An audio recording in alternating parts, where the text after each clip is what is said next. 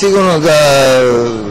emocije koje su sigurno prisutne, pogotovo kod mene u ovom trenutku, pogotovo poslije dužeg vremena se vraćamo u Beograd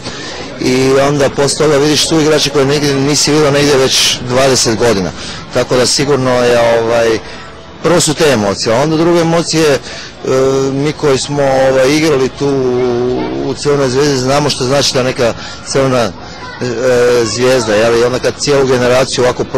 proglase, mislim da je sigurno jedan lijep osjećaj, tako da i cijela ova manifestacija ovdje što je bilo i ovo preljepo, bez daljnjega, ja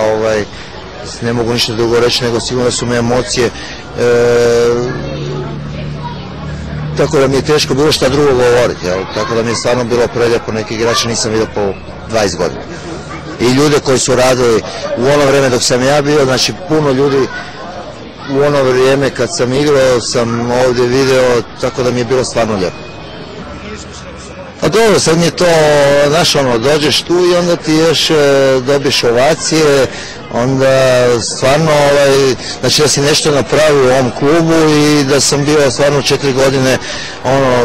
samim tim i osvajanje do Lige prvaka, znači da sam ostavio jedan trak koji ljudi, navijači znaju prepoznati.